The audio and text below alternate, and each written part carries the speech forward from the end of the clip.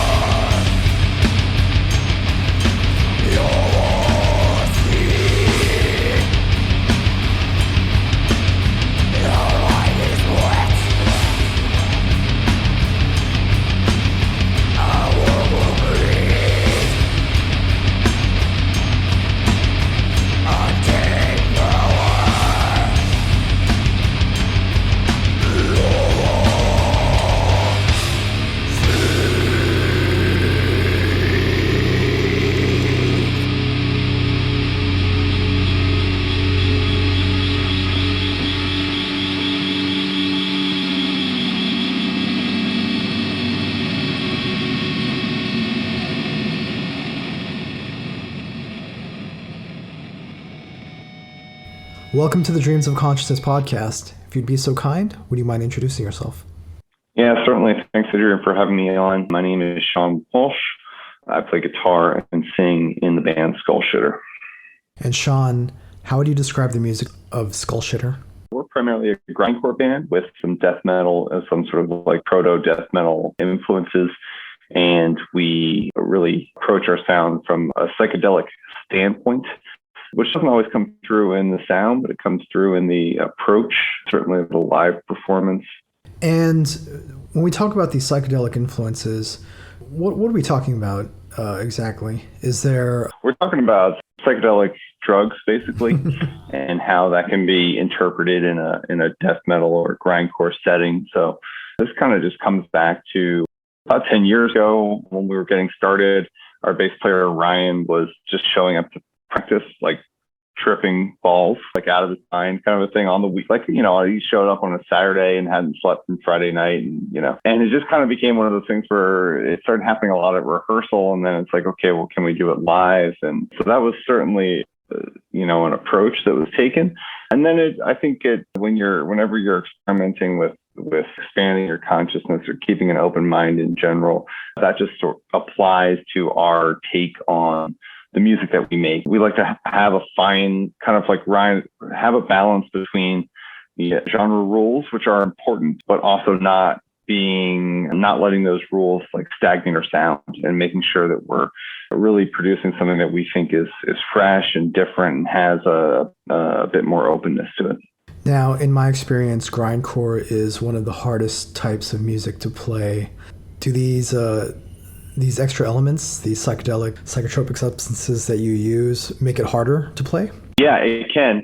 You know, I'm pretty open with this. In fact, Aaron Nichols, who runs Nerve Alter, he actually said this to me one time. He's like, you know, you guys take acid and you get up on stage and you try to play grindcore, and sometimes it's fucking amazing, and sometimes it's not.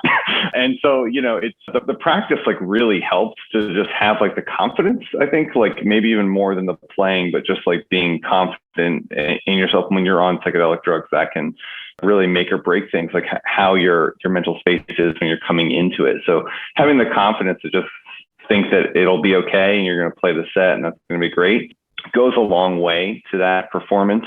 But yeah, sometimes there've been also times where, like, let's say Ryan, who plays bass in Skullshitter, and Robert, like they may have, I remember one show in particular, they took acid and they didn't tell me at all. And I was like almost completely sober. And like we had played like one or two songs and I was like, what is going on? I wasn't with them at all. And then I looked over and I saw Rob and I could tell that he was extremely high. And I was like, oh, okay, that's like, they're on their thing. Let me just try to hang out, you know? So it can be challenging. Yeah. I mean, in addition to what you guys are imbibing before you play, there also are elements, noise elements, and sometimes like classical psychedelic elements to your music as well, right? Yeah, there are. There's when you're talking about the different instrumentation, and like you mentioned the noise and the synthesizer type of things. That was something that really came up. That sounded inspiring. Was I noticed in the last probably 5 years or so, there's been a lot of death metal bands, and even going back to Morbid Angel, but there's been a lot of death metal bands recently that have kind of like psychedelic, like synthesizer, maybe not even psychedelic, but maybe more like John Carpenter-esque songs on their records. And I just got inspired to do something like that, but not have it just be like, oh, let's just have someone play, a standalone, like just have a track that's just synthesizers, like I kind of think it's like almost out of context. So on the Bleeding Out, we did a split with Bleeding Out that came out in 2019. And we have like a kind of John Carpenter-esque song, but it's all live instrumentation. There's no keyboards on it at all. We're playing everything. And then on our newest record, we have a song with Robert's brother, Jesse, and he's actually a keyboard player. So we had him do a song, and we have us superimposed on it.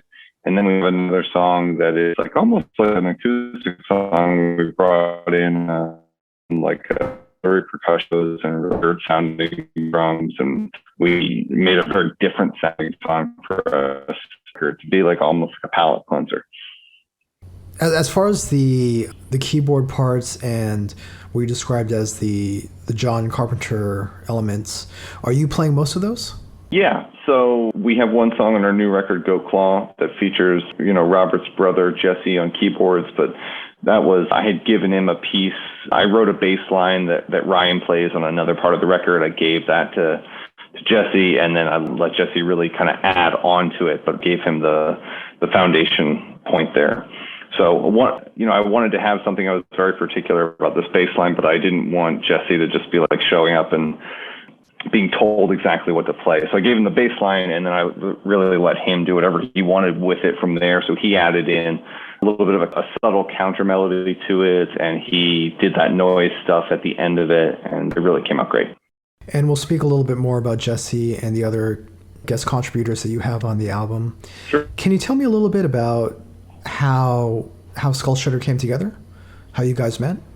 Yeah, absolutely. We were all three working at a hotel together, at a hotel called the Ace Hotel in New York. And Ryan and I were working the overnight shift together.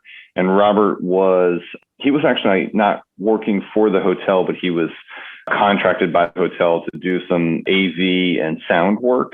And so he was often there late at night for events where he would be showing up to do sound basically for like large parties and things like that. So we were just kind of like all there at 3:00 in the morning together, drinking on the job and playing Terrorizer over the lobby speakers at, in the middle of the night and whatnot. And yeah, it just kind of came together like that. And did you guys already know that you wanted to play this kind of psychedelic grindcore, or did that happen later? It kind of happened from the beginning. We had a pretty good idea. We've always been respectful of each individual person's, tastes and voice in the band. We all three do vocals in the band, and literally having a voice in the band has always been an important thing. So it's a very collaborative band. Not to say that there isn't, arguments or things like that. We have a lot of what I would think of as productive conflict in our creative process. There are certainly times where people don't agree or someone has an idea and they really have to fight for that idea and things like that.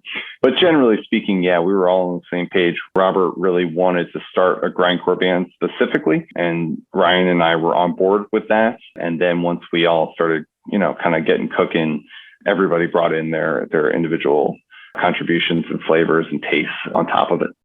So we spoke about this a little bit before we started the interview, but Robert was already part of the scene in New York with some of the other projects he was in. What about you and Ryan? Were you guys also in bands at the time? Yeah, sure. I've been in New York a little bit longer than Ryan, and I was in a couple of bands, but nothing that was really touring. A couple of bands that played some shows and things like that. A punk band called Only Child, kind of like a party thrash thing when I first moved to New York called Bazooka Christ, but really didn't get going, getting on the road or recording much and putting stuff out until Skullshitter. Ryan has a very long history of playing music. He's the oldest member of the band, and he's lived all over the world and has played he played saxophone in a reggae band and all kinds of stuff. But he wasn't really playing anything at the moment. He joined Skullshitter relatively quickly after moving to New York. And of course, Rob, I know, we did mention this, but, Rob was in Supremacy. He was in Atake, in Trench Grinder, and Rob was certainly very pivotal in, getting us going as a band. He really taught me the importance of being part of a community, being part of a scene, how you work with people and the benefits you get from working with people and having those connections. So that was certainly very valuable for us. Can you explain a little bit more what that means in terms of working with other people and having connections? Oh, yeah, sure. I would use the Acheron, which was a venue in New York City, and it was a really special time and place for underground music. And Robert was in Trench Grinder and Atake with a gentleman named Bill Dozer. Bill started the Acheron. So just, it became a real sort of cultural hotspot for underground heavy music. And the more time that you spend in the scene, the more, Bill, when we were ready to play a show, we just said, "Hey, Bill, we want to play a show." And he said, "Yeah, sure, no problem." He put us on a show at the Acheron. So, having those relationships with other people who are actively doing things to make art, make music, and build community around venues or spaces, when you're interacting, when you're working with those people or supporting their art, all of that is reciprocal, and it certainly enabled us to hit the ground running when we were ready to go. You used a term to describe your creative process. Did you say productive conflict? Yes, I said something like that. Positive conflict, productive conflict. Yeah, that's usually between Rob and I would say that we are like 100% on the same page about like what we want to make, but we often have like the exact opposite idea of like how we're going to make it. So a lot of times like Rob will, I'll come in with riffs and I'll come in with like a whole song and Rob will be like, no, we're going to, we can't play it like that. We have to play it like this or yeah. And he gives Rob's been a great productive partner too, because he really gives me a lot of direction on guitar. He knows exactly what he wants and he'll be like, oh, maybe try picking it like this instead of like that, or try to play it, play it this way, play it faster, play it in front of the beat, whatever. So he's a real active member of the band and he's really paying attention to how everybody's playing. He and Ryan work on a lot of rhythmic stuff together. So yeah, when I talk about productive conflict, I mean, just because people don't agree initially, it doesn't mean that there's something wrong with that. And I think that we do a good job of not really bringing a ton of ego into it. There's been occasions where like I really believe that a song should be a certain way. And if I'm going to fight for it, then Rob will respect that and he'll play it how I want it to be played and yada, yada, yada. But usually we're working together and we're listening to each other and trying to figure out what's important and what's best for the song and, all that type of stuff. It's very different when you're writing a guitar riff by yourself and what you kind of think. Like when I write music, when I write something that I like, it's because I feel like, inspired in that moment. And I feel like that riff speaks to my inspiration. It's a totally another thing when someone's going to then try to put like a drum beat behind it, and tempos and, trying to have consistent tempos, or is the tempo going to speed up or slow down or whatever. So it's definitely a group process. Even when someone has something that is like pretty much written, there's always going to be, it's going to change when it comes to the group. Do you usually come into the group with riffs written? Do you come in with songs arranged, or is the arranging process done when you guys are all together? I'd say that's something that's in a little bit of a flux right now. For most of the history of the band, we would come in with riffs and arrange together. Lately, we've been a band for I think over 10 years now, and we're I'm 38. I think Rob is 37, I'm 38. I think Rob is 40, and Ryan is 47. So we're all like in a mature point in our lives. And lately, it's been working to have like I've written a few songs where there hasn't been much need for arrangements, which has been nice. It makes it easy. And that might be where we're going to like kind of shift into, who knows? But for the majority of the band's history, we would write riffs and then arrange together. A lot of riffs, Ryan and I would get together, we would write riffs together, and then we would bring those riffs to Rob. And usually we'd have some sort of an idea like, hey, maybe these 3 or 4 riffs are a song, or maybe these 1 or 2 riffs are a song and these other riffs are another song. But generally speaking, we would bring riffs in, bring ideas in, and then write and arrange together. You mentioned your inspiration, songs coming from inspiration that you have outside of the band. Can you tell me what that might be? Sure, yeah. I mean, I feel like I get inspired by all kinds of different things. I read a lot, and I always take pictures or make notes of things that speak to me when I'm reading, and I try to work that into my lyrical content. I think if something inspires me, I want to take it and try to hold on to whatever it is that's speaking to me, and try to use that and hope that it speaks to somebody else as well through me. And then in terms of just riffs or music, whenever you're listening to something and you feel inspired, it could be, you purposely try to learn the riff so you can, use it, or rework it somehow. Or maybe you hear something and you like it and you just want to try to play something that sounds, maybe you're not playing it in the same key, or you're not playing the same riff even, but you can use that moment of inspiration to try to come up with something similar.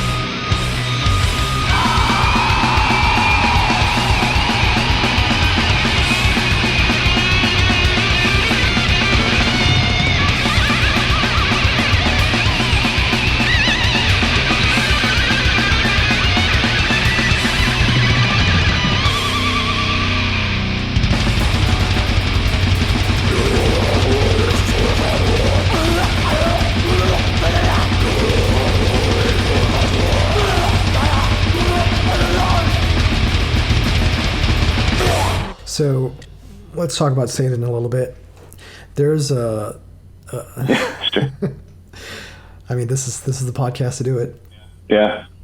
There's a heavy satanic element to your music.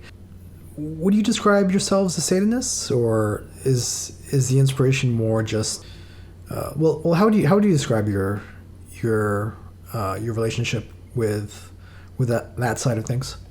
Yeah, that's something that Bob Nelson really leads the charge on. That's something that is, you ask if we're, if we identify as Satanists. Rob certainly does to some context. Ryan and I, not as Ryan and I certainly don't identify as Satanists, but the band is three people with a shared voice, as we've discussed before, and it's something that's really important to Rob. And Ryan and I have absolutely no problem supporting Rob's voice in that, and his wanting to utilize that imagery and lyrical content and audio content for that.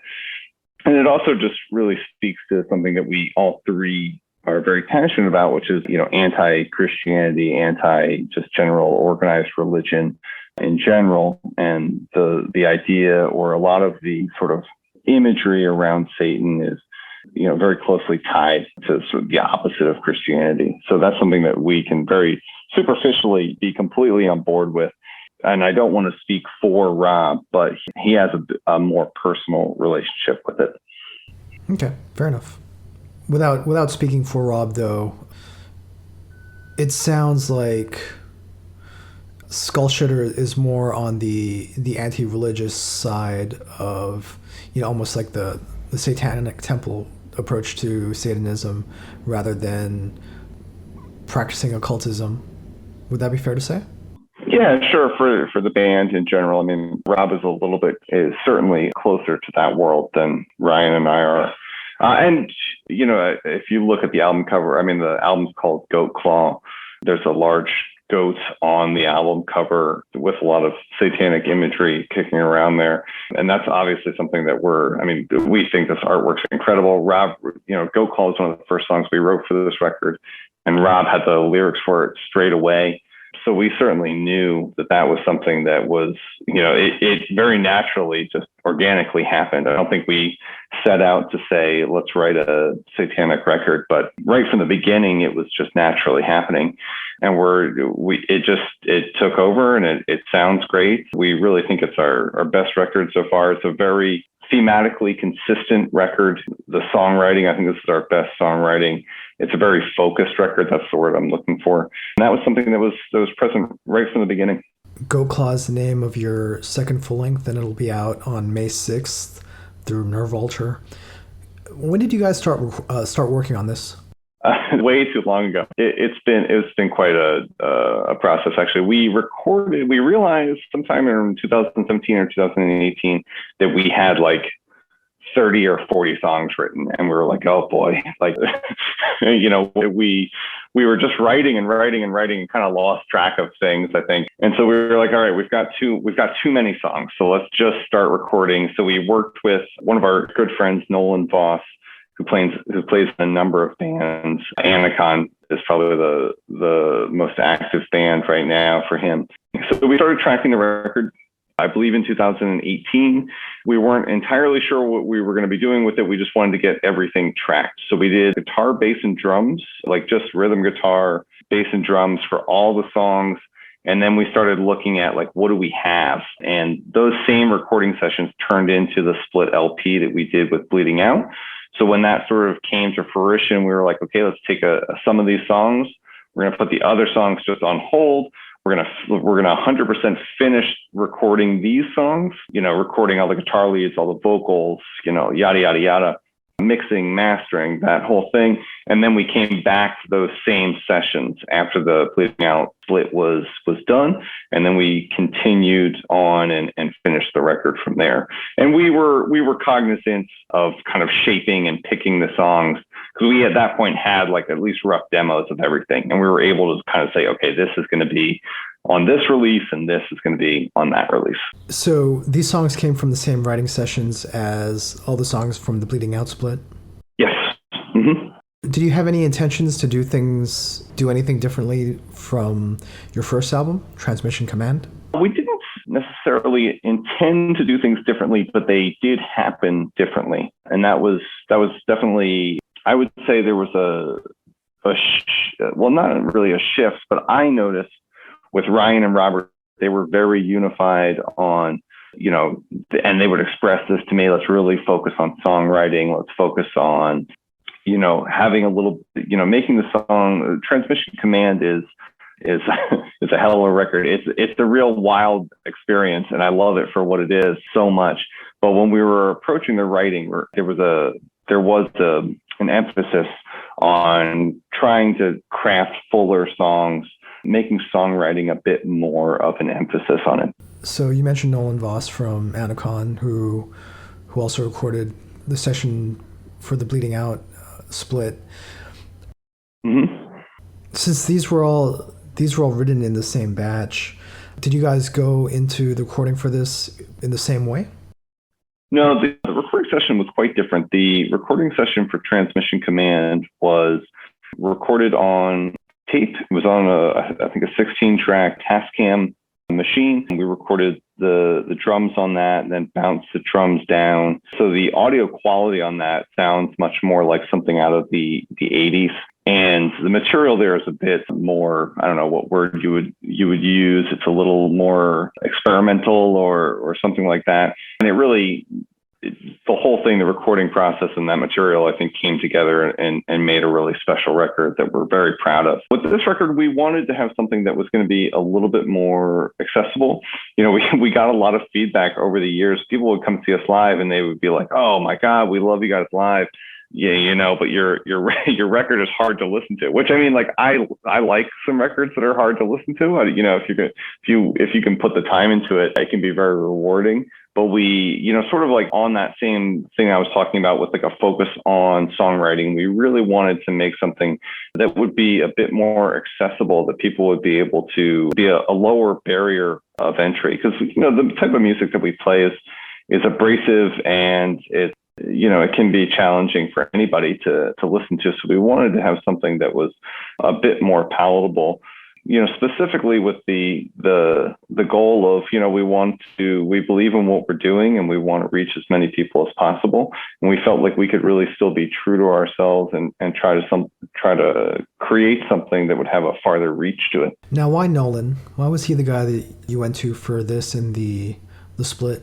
We had worked with him before. He recorded our Feral Laws EP also. And, he did a great job with that EP, but he really did a tremendous job with a session of songs. We really just liked working with him. He's somebody that is easy to work with, but also at the same time is very professional and he will give feedback. So, there were a lot of times where I would be tracking guitar and I would say like, okay, I felt good about that take. I think that's good. And he would be like, no, it wasn't. Like, do it again. Or, he'd give me like really specific feedback. There's a guitar solo that starts with like a hammer-on arpeggio thing. And I thought I had a great take. And he was like, he's like, there's a few times where you can't clearly hear all three notes. Like, you can do it again. You can do it better. For me, that's what I like about working with him, is that feedback, that communication that you get out of him. With Ryan and Rob, I think it's probably something similar, and he's just a really good friend of ours, and so we like spending 10 or 12 hours a day with him, locked in a room. Did you guys end up recording this in your rehearsal space, or did you go to the studio for this? No, we recorded it in our rehearsal space where we've recorded all of our material, but we did go to a studio. So the Bleeding Out split we sent to Greg Wilkinson with Earhammer Studios out on the West Coast, who's a good friend and someone we've toured with. He plays in the band Death Grave. He actually just joined Autopsy, which is incredible. And he's also from the band Brain Oil. Anyway, he's a great guy, and he has a studio. We sent the tracks to him. He mixed and mastered the Bleeding Out split. And then we got an opportunity through a friend of ours named Jamie Ertz to go to Silvercord Studios in Brooklyn, which is actually kind of a crazy story. It's this band Gojira. Do you know that band? Oh, yeah, absolutely. Yeah. Sure. So they built this studio in Brooklyn, and it's kind of like their U.S. home base of some sorts. And when they're not there, because they're based in France or something like that, right? Yeah, they're in France.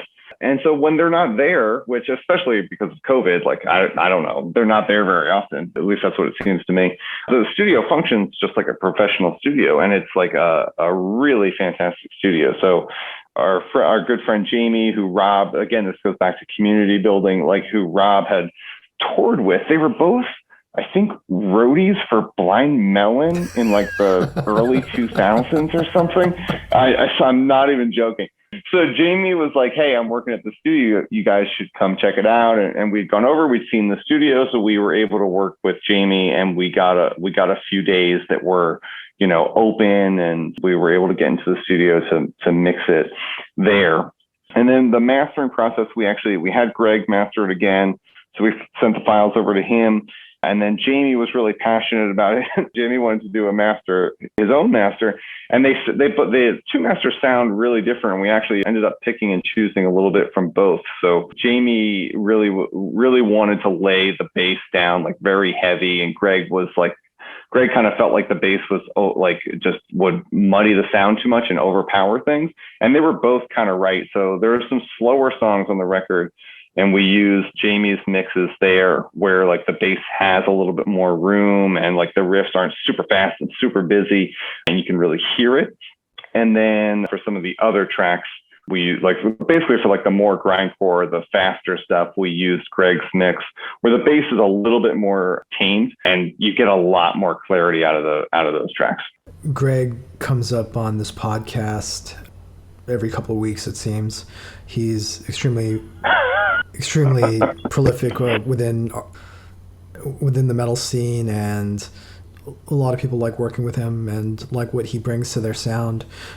Specific to Skullshitter, what would you say he brought to your sound? That's a great question. I think that he approaches everything really professionally. So what he brings to us as a band is certainly friendship. We've done 2 tours with this band, Death Grave, and spent a good amount of time with him. And he's just a really friendly, really supportive guy. When it comes to the recording, he is just a consummate professional. He wants to know what we want out of it, and he's really going to try to deliver on that. So he's got a great studio with great equipment, and he makes great sounding records. As you mentioned, I'm not surprised to hear he comes up all the time. I'm just going to shout out Greg forever, basically. It's like, the dude won a Grammy with High on Fire, It's like he makes really fantastic sounding records, but he wants to know like what you want out of it, and he's going to try to give you that. So.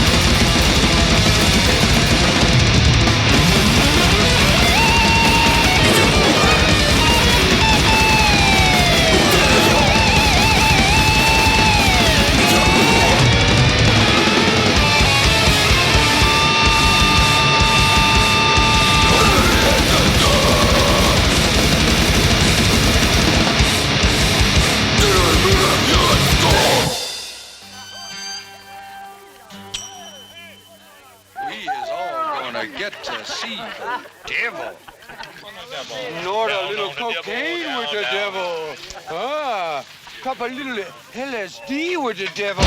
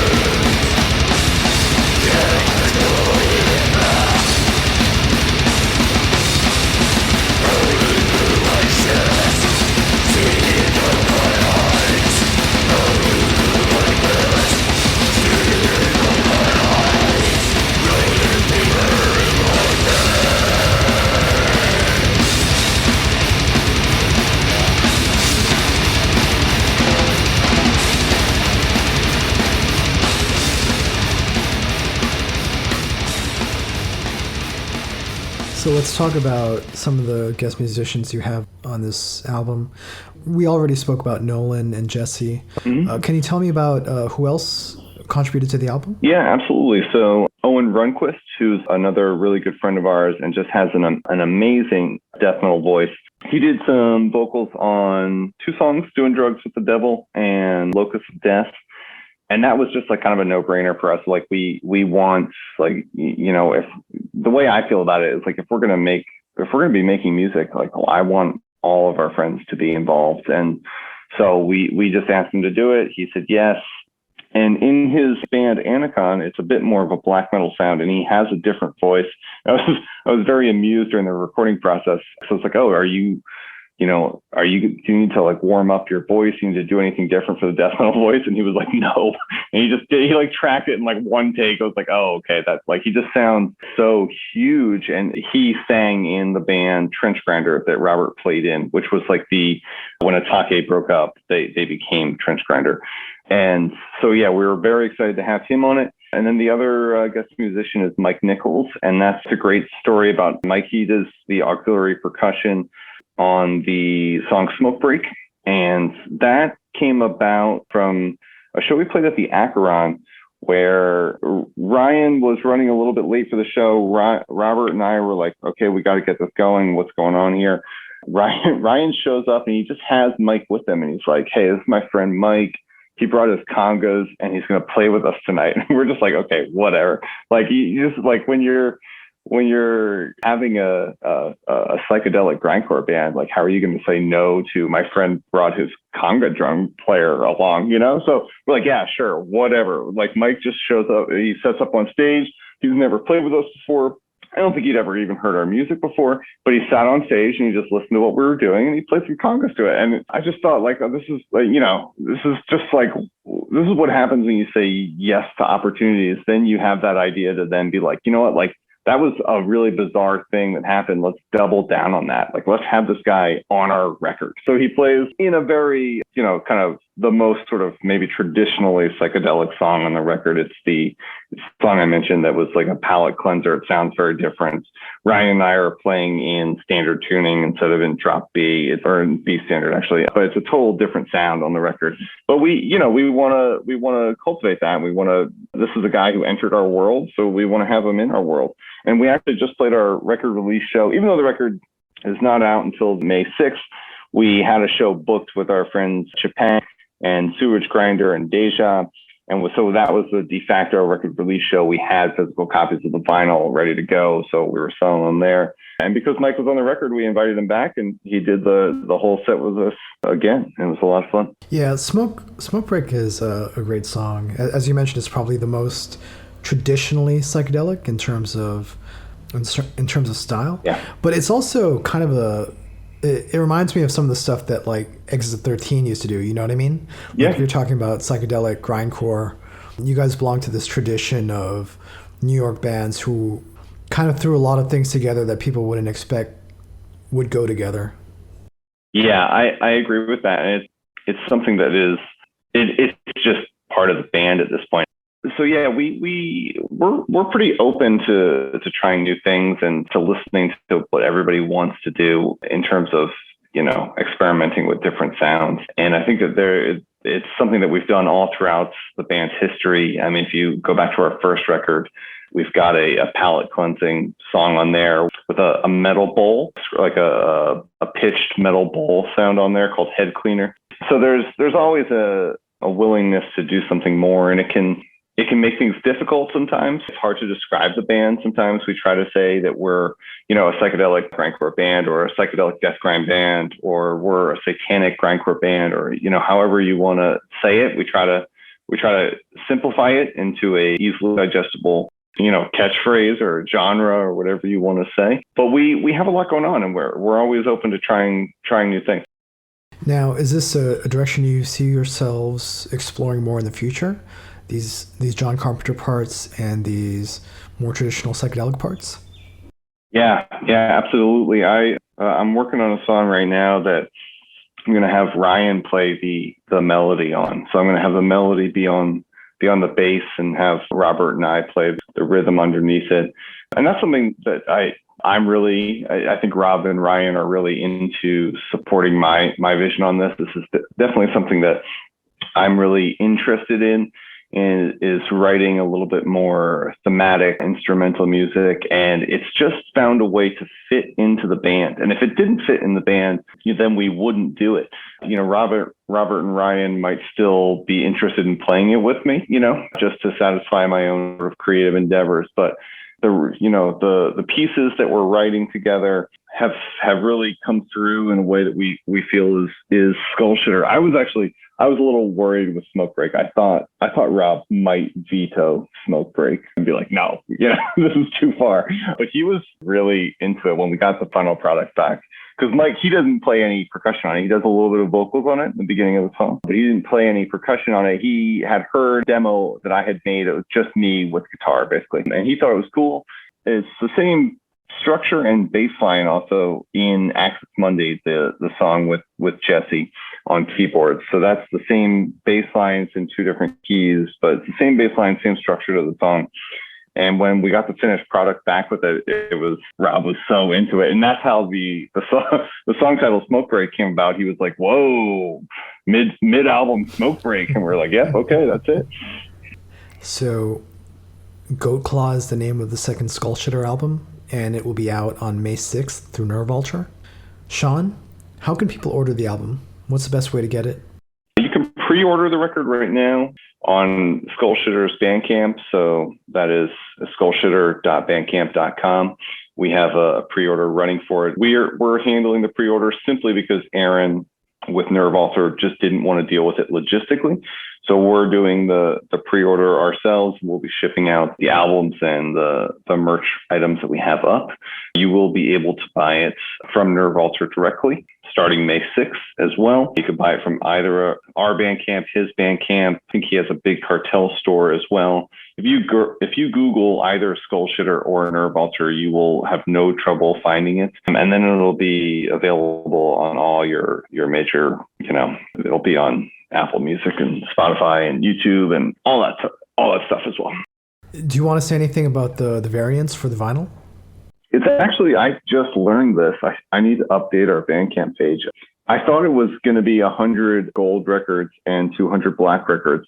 And Aaron told me that he was just so enthused about the record. And he was like, this is a gold record, man. It's a gold record. He was like, so I just made gold. And I was like, oh, okay, fantastic. So there actually is no black vinyl, which I just learned. It's all 300 copies gold vinyl. Excellent. So I don't know that much about Aaron. I don't know that much about Nerve Vulture. I've been following the label for a little bit. Do you want to say anything about the label? Yeah, sure. Premier grindcore label. And I think Aaron was in a band called The Fetus, a really great New York grindcore band. If you were going to shows in the, mid 2010s, whatever, you may have seen him there. But he runs a great label. It's primarily focused on grindcore, but he does do a few non-grindcore releases as well, and is really well respected in the overall or the global grindcore community in terms of putting out really experimental and quality grindcore. Yeah, I'm not as up to date on the grind scene as I'd like, but Nerve Vulture is one of the labels that I follow, and they always have pretty unique releases. I recommend everyone checks them out on Bandcamp, if for no other reason than the fact that Aaron releases everything as a name your price download.